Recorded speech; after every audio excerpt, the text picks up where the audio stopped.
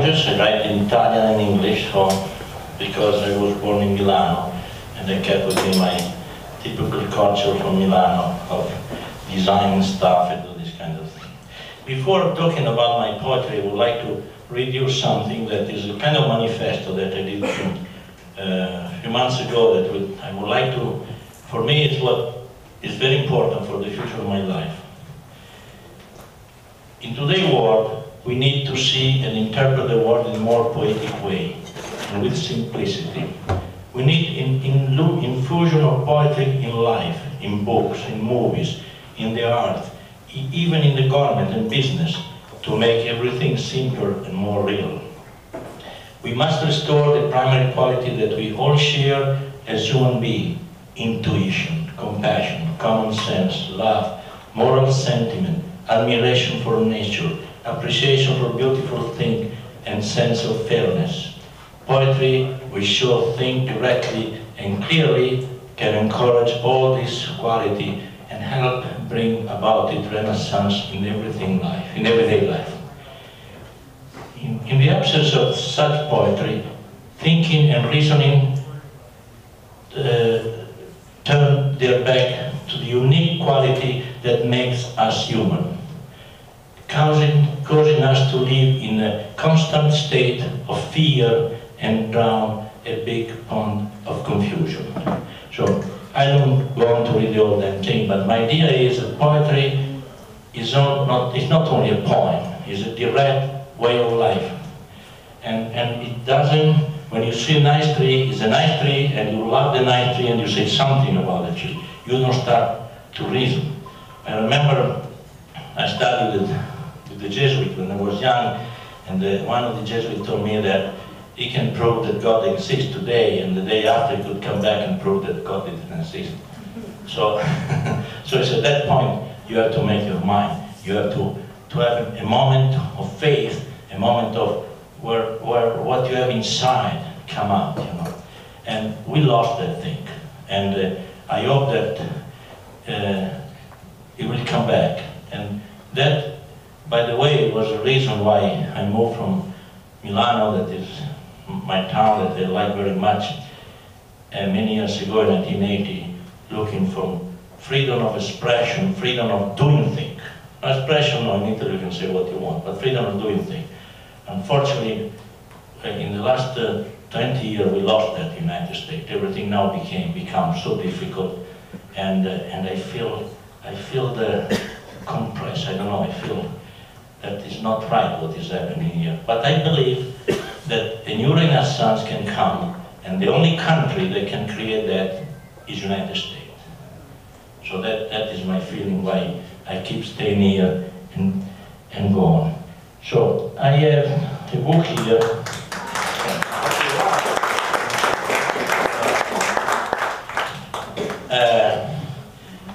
Here I found a nice pair of glass. Thank you very much. One book that I wrote in the last century was called Just 1 Cent, The Rest is God. The concept of this book was we have all in a feeling of what can happen behind our life. For instance, we talk about infinity, we talk about eternity, and we don't know what is infinite and eternity. There's nothing that can tell us what it is. So I think there's something that remains attached to our mind or to our hands from another life, from some other place from where we come, because we don't have any proof about that. And so I said, this is just 1 cent of what we had in mind. The rest is called God, because we don't know what it is. So everybody decides to have their own God and their own solution. And I will read the poetry. I will read in Italian, and after Chris, that is a better reader than me in English, he will read in English. I read in Italian so you understand, even if you understand, you get the feeling of the Italian movement of the verse that a little bit different.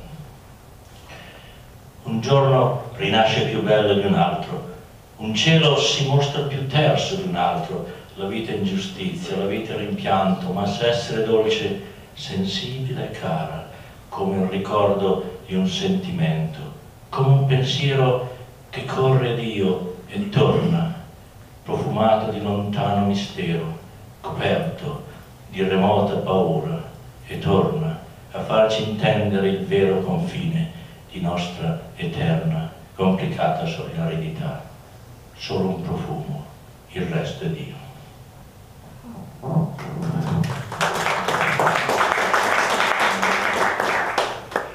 One day is reborn more beautiful than the last. One sky is clearer than the rest. Life is injustice, life is regret, but it can be sweet, sensitive, dear, like remembering a feeling that chases God and returns smelling of distant mystery.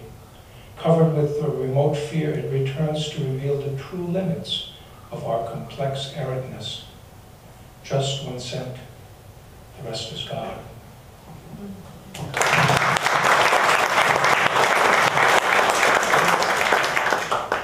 This book we have to reprint because it arrived to the end. So we sold practically everything, but a few left. We have another book that came out last year. And it's called Nothing is Without Future. Also this is a story, is a love story between a man and two women. So he started with a brunette and he ended with a blonde. They are two different characters, two different moments in his life. And practically what he says at the beginning is you have to read, you know, it's not like a story that you have a lot of description, but you can understand. So the answer of the story come from this page: clear to many, uncertain to some, incomprehensible for a few. So you have to understand, because it's not the story is not describing in all detail. And here we read the poetry, il poem of this book: perdere, camminare grandi passi, sconfinare, rivincere.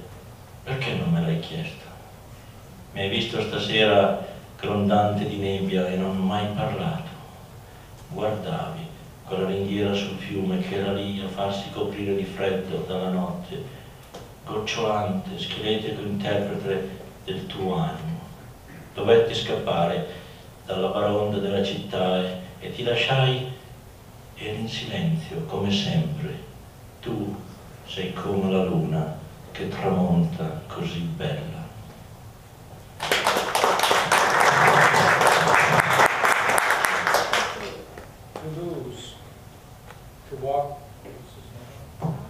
Here we go. To lose, to walk with long strides, to go beyond boundaries, to win back. Why did you not ask me? You saw me tonight dripping with fog and you did not speak. You stared at the railing along the river, there exposed to the cold of night, dripping, skeleton interpreter of your soul. I had to escape to the wild city and left you. You kept silent as always. You're like the moon setting at dawn, just as beautiful.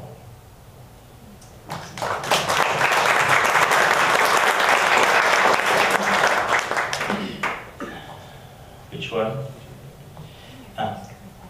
Yes, you're right. Okay, this book, at the end of this book, because my book, they have prose and poetry. I don't have book with all poetry. The prose is a kind of poetic prose. It's not really prose, but it helps the whole book to go through. And this book, Nothing Without Future, finish with that prose. Tonight the moon grows slowly and as big as a house. The autumn leaf is a dead thing. That all reveal itself now.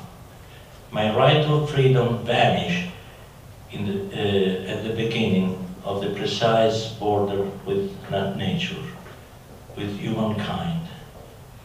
But nothing, not even a dream, is without future. Albeit grandiose and solitary today, my happiness is of the moment it will not disappear completely as the year passes. As hopes begin to dwindle, it will slowly fade away, although something shall always remain, because nothing is without future. And when you live to love, you will find that someone loves you. So that is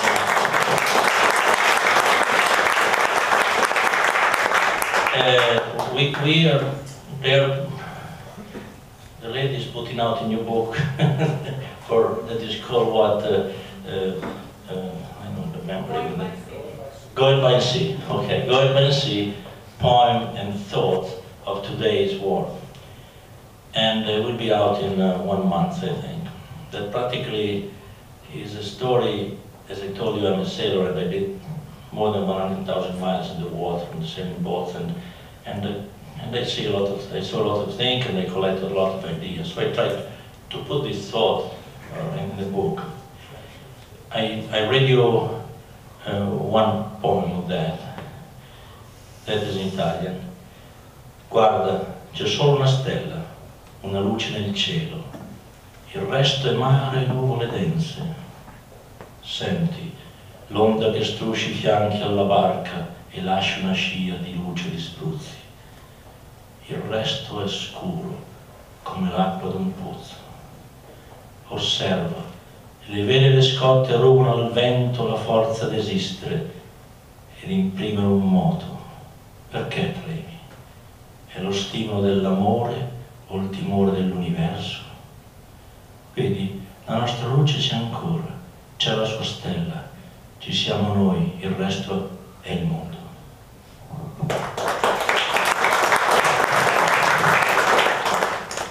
Look, there's only one star, a light in the sky. The rest is sea and heavy clouds. Listen, the wave washes against the hull of the boat, leaving a wake of light and spray. All else is darkness, like water in a well. Observe the sails and their lines steal from the wind the power to exist and set our course. Why do you shiver? Is it the urge of love or fear of the universe? See, our light is still there, your star is still there, and here we are. The rest is the world. I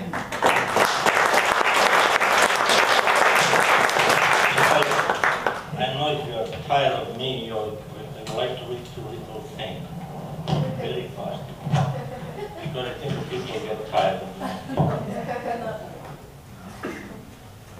This is a finished. This is not a poem. It's just the finished piece of the new book that will be out before the winter. That is called One Life, Many Lives. Unfortunately, it's a little bit my life because I live so many lives. And I want to read to you because for me it's a very strong point. The music in my studio in Sarasota was very loud, practically booming in my ears. It played on, and my mind ranged to search for the origins of music. I crossed seas, beaches, mountains, forests, plains, valleys, and great rivers. I was there. I saw myself there, but I was looking for someone. In my heart, I was happy, but anyone looking at me wouldn't have said so. Was I me, or was I God? Perhaps there was no real difference.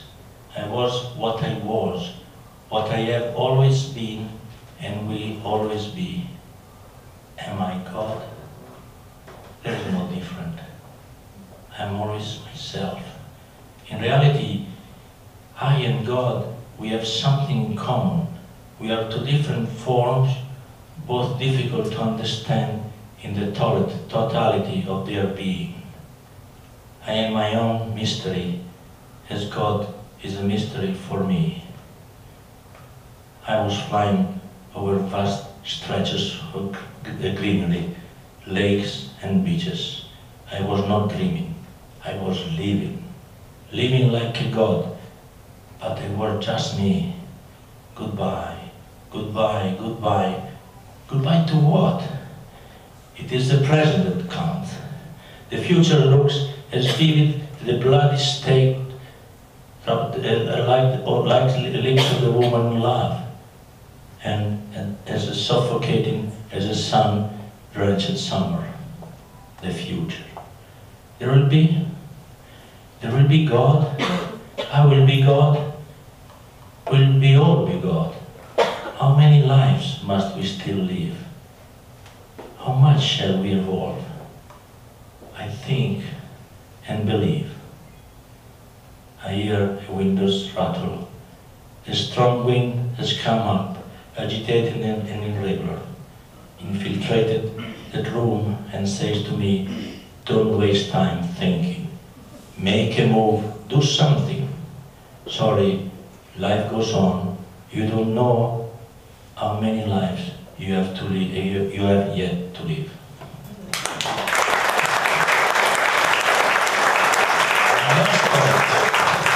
Rings of voice. It is not from this time. Literally. She was discovered frozen in a glacier in the Pyrenees in 1972, and a team of French archaeologists spent 12 years thawing her out with hair dryers, after which she learned French, English, and jazz tap. Ladies and gentlemen, the incomparable marvel of nature, Sue Byron.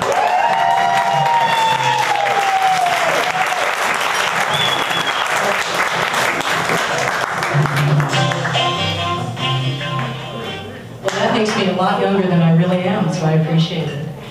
Well, I am very honored to be here, and I'm honored to be among all of you and these great poets. Thank you. I was thinking about the fact that we're going to be selling, some of us, me, measly little chapbooks, but others, real books. But wouldn't it be nice if we could sell a poem, you know, for, let's see, $3,250. So if any of you want, you know, to buy any of these poems, they're well, $50. Okay. This poem's called Structure, and my fellow poets will appreciate it because they think I was a micromanaging type of person, all worried about structure. God comes all dressed in a thin red suit, white shirt, black shoes, yellow socks, golden cufflinks. He clears his throat. We look up. The room is spinning, his black eyes spotted with anger. I am the first to fall. Tears drop like soot on the rug. My head a chimney is shooting flame. God takes his hand and pulls a water gun from his pocket. You impossible thing. He shoots me with wet bullets. Blam, blam, blam. You idiot of idiots. You did not do what I say. He tells me of rivers, of forests he'll hide me in, of rocks he'll throw down on me, of snakes who will bite me with poison, of rains that will devour every single left emotion. God, God, God, why me? I'll say. Because you're there, he'll say.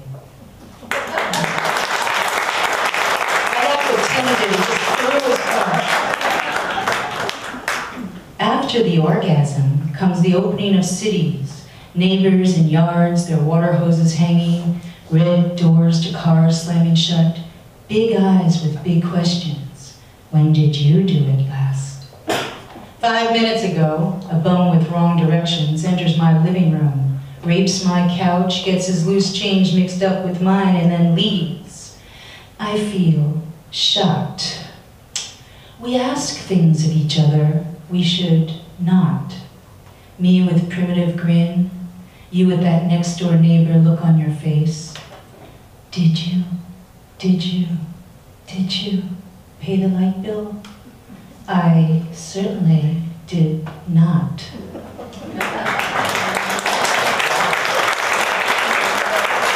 Well, guys, put up with this one. This is a total self-indulgence, okay? Saint Jack, you thing to touch. How you stand by the sea with that look. Over and over I repeat to myself, candlest. Hear my words in a bottomless ear. The sea is cast under the birds like a net. Safety, my brother, my own Saint Jack. It gleams and rolls and traps and opens wide its lips. Sea of tongues, the fish who swim with muddled heads. Confusion did not sink to the bottom. Water that bloats the paths of eagles. See straight. Over that mess can some frail bones pop, feeble like the damn things underneath. Almost think it's a mirror. Oh, be smarter than that. Saint who walks his very own shadow up and above the gifted lake. Fishermen plead for the biggest battle to be finally over.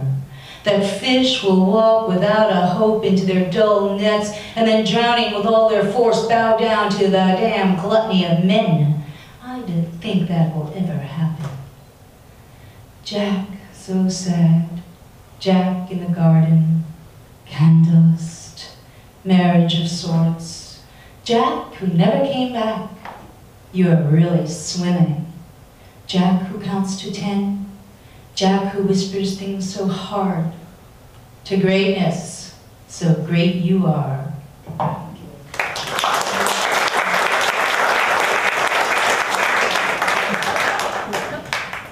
Okay. Was there enough wine in the end?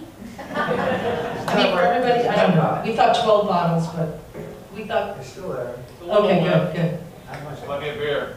Yeah, beer. We got lots of beer. The girl in my head.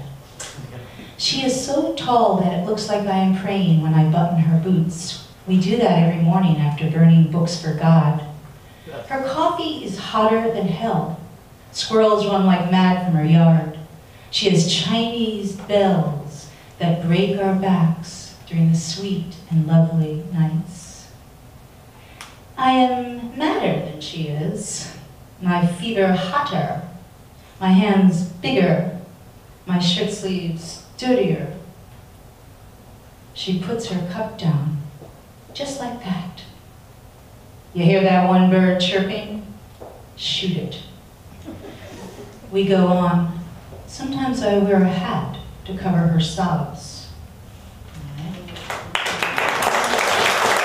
you. We're down to 2. I said I would read 5, but I'm really reading 6.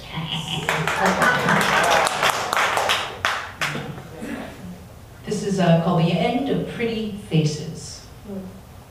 There is a war on. Oh, don't let me bore you. Old women hold their scarves over their faces. Kids dream of eating horses.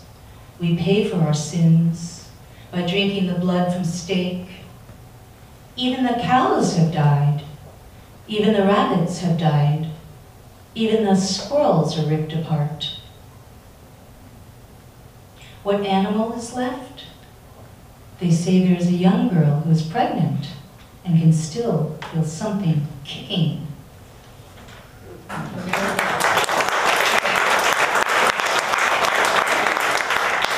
is my last one. Dream mother. You walk the plank of this pirate ship night after night, the pirate's jet black hair shining. They force your feet to move past their knives. Your body is tiny, an ant on this boat that is moving so quick in the sea.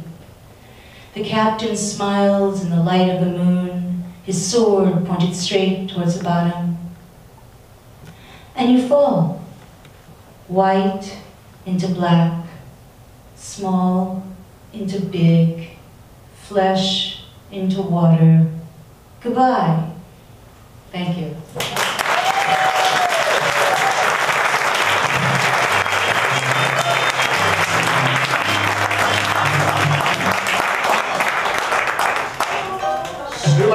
All right. Our next poet, Doug Bolton, is a man of words. Back as a child, he ate an entire box of Scrabble tiles and had to have his stomach knocked. It's interesting. If you analyze his name, Doug is from the Old Finnish dig, which stands for dig or dig it the most. Knowlton is Middle English for that guy who knows too much. Words in his DNA. In fact, he was named the token poet by Dave Beaton at the Fogartyville Cafe, where he's a regular on the Thursday night open mic for 5 years. I don't know if that's a good thing or a bad thing, but he was the token poet. After publishing 6 chapbooks of poetry in the last decade, 5 have been collected in Native Hue, his latest work, which I believe is on sale in the back. Ladies and gentlemen, put your hands together for Doug and Moses.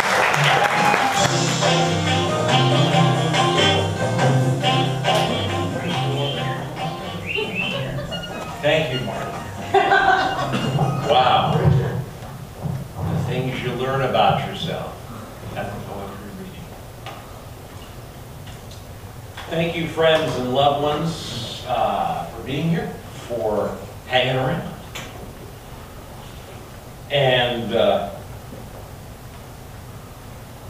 if you want to applaud, that's fine. I didn't mean right now. If you want to hold the applause between the poems, that's fine with me too. But if you become possessed with a spirit of appreciation, feel free. This poem is, it's really the centerpiece of a triptych of poems in a chapbook back in '99 that's never seen the light of day. I thought I'd resurrect it. It's called Pit Voice. Every day there is a poem begging for limbs, calling from some unscalable, undescendable, unsoundable pit in the bedrock of the mind, worn out by the companies, requiring one wear, tie, and suit while wielding shovel and pulling cars of refuse to dump and cover the hole from whence Pit Voice emanates, and the soft moving sounds of subterranean streams which will never be stilled. Every day, Pit Voice rumbles to throw down a rope from the abyss with no bottom, and a tongue of fire ravages up through the body from that unimaginably spacious hole within and speaks its residence a space far from sight, where deeper means larger, where passageways open to caverns and caverns to cathedrals and cathedrals to the true size of inner space. What you might have if Jules Verne wrote Journey to the Center of the Soul. Pit Voice.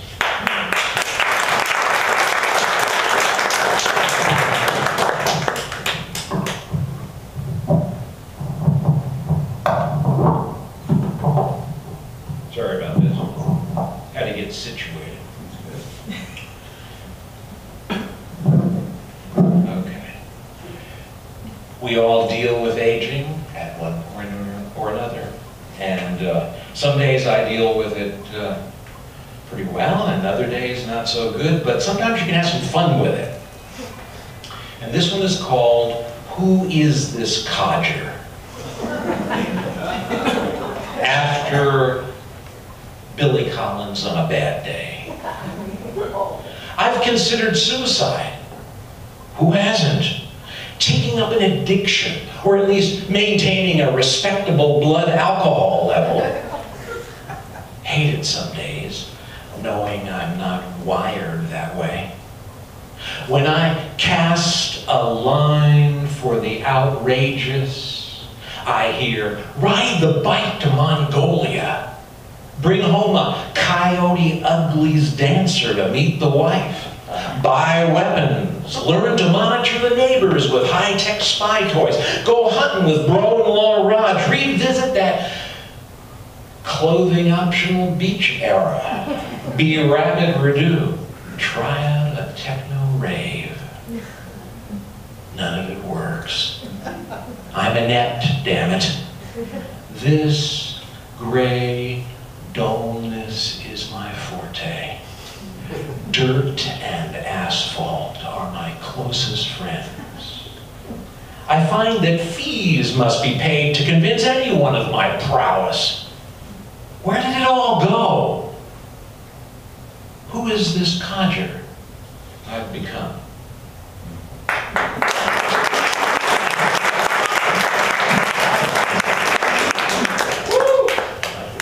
I got a woo. All right. All right, this poem bears just a slight bit of explanation. I don't like to go into explanations, but it does bear a little bit. This poem is what results if you do the workshop circuit and you hang out with your minimalist poetry friends and they give you that rich feedback about paring it down and condensing it. And well, this poem went through 5 revisions and ended up to be 4 lines. But in my resistance rage, I put it all back together again. All 5 revisions. So it may be a little repetitive. And this is also a poem that sort of happens when you get into a bit of a surreal mood when hurricanes are pounding New Orleans. Long ago and far away, abstract rant in 5 expanding reverse revisions. And 3 words from Plato to start out: exile them all. Crescent of shame, diaspora of blue wanderers, on flagstaffs they swing, nooses of ice finally arrive from the 9th circle. Stowed on ships, evacuated from a burning crescent, diaspora of blue wanderers, a remnant lashed to flagstaffs, swing from tall buildings and nooses of ice sent up from the 9th circle. A host of poets, artists, musicians are stowed in naval vessels removed from the burning crescent, diaspora of blue wanderers. State-approved editors lash themselves to flagstaffs, swing out from tall buildings, necks in nooses of ice, brought up from the 9th circle.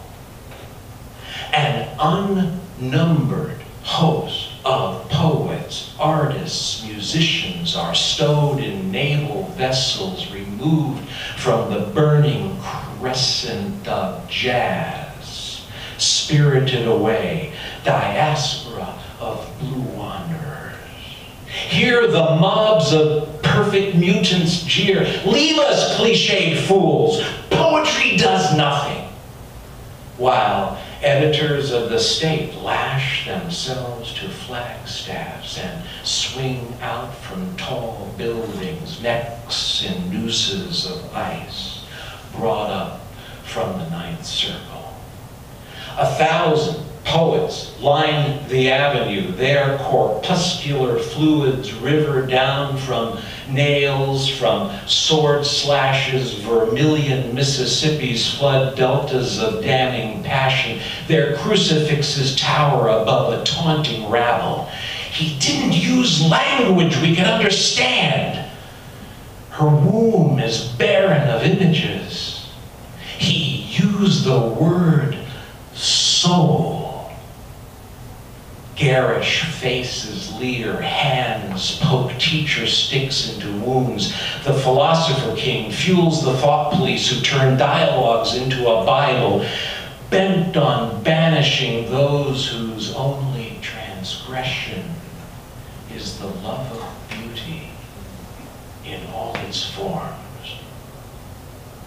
An innumerable host of poets, artists, musicians, are stowed in naval vessels removed from the burning crescent of jazz, spirited away, diaspora of blue wanderers, while editors of the state lash themselves to flagstaffs and swing out from tall buildings, necks in nooses of ice, brought up from the 9th circle. long ago and far away. Thank you.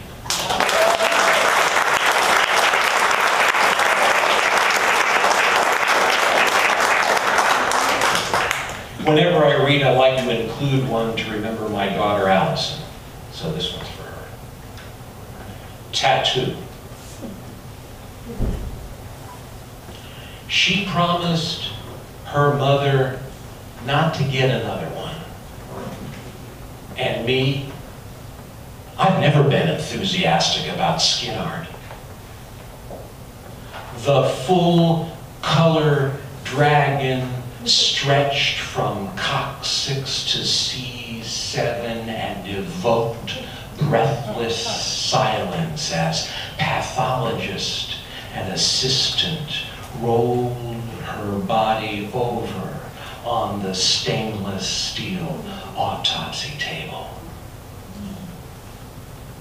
It's been a year, and the ink still burns her script into my left forearm. Tattoo.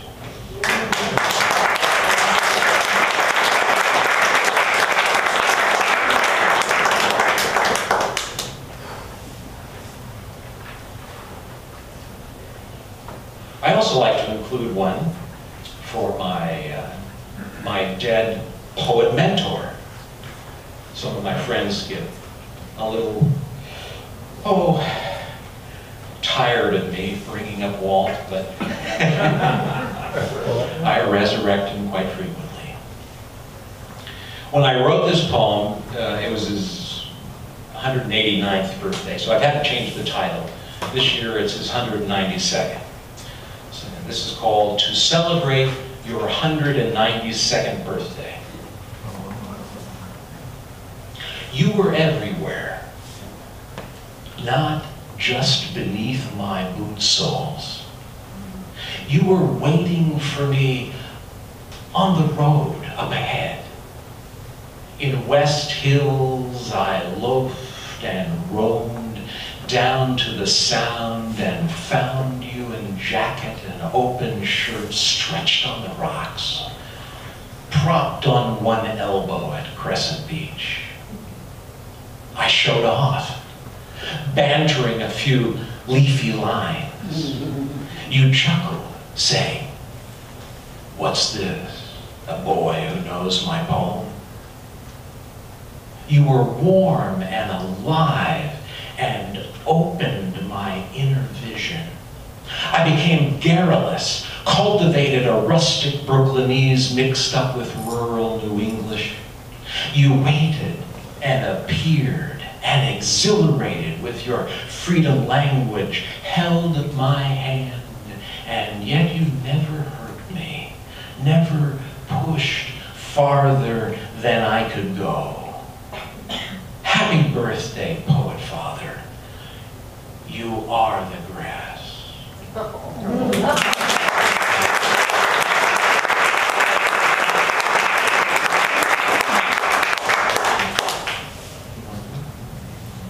Got time for one? Yes. All right, we'll send you out with a blues tune. This is, it's fitting, I think, for this this era that we're in. But sometimes a friend gives you a gift, and especially when you're really low, and it just does amazing things for you. And I have this friend up in St. Pete. And I had to write him this little blues tune in kind of giving my thanks for a gift that he gave me about a year ago. And I'll save the chorus for the last stroke. It's called Krishna Swami Blues. Been out in the country, waiting for my ship to come in. I said, out in the country, waiting for that ship to come in. Selling junk from the garage, leather in my pocket, wearing mighty thin. Old shop sign hanging over the tool bench on a nail. Yeah, that old shop sign is hanging over that bench on a nail. Reminds me of all those people so I'm still writing email. Winter burned the garden brown. Winter burned the goddamn county brown. I ain't fight out like planting, but May rains might still cloud down. May rains might still fall down. Bring the green back soon. Only thing that's made me smile, only thing that has made me smile is the NYRB's come in the mail from that Camarada with style, from Ron down in St. Pete, generous friend without fail. I'm singing those Krishna Swami blues. I'm singing those 12-bar Krishna blues, those down and out Krishna Swami blues. Figure if I keep on singing, brother, something will turn around soon. And that's dedicated to Ron Krishna Swami.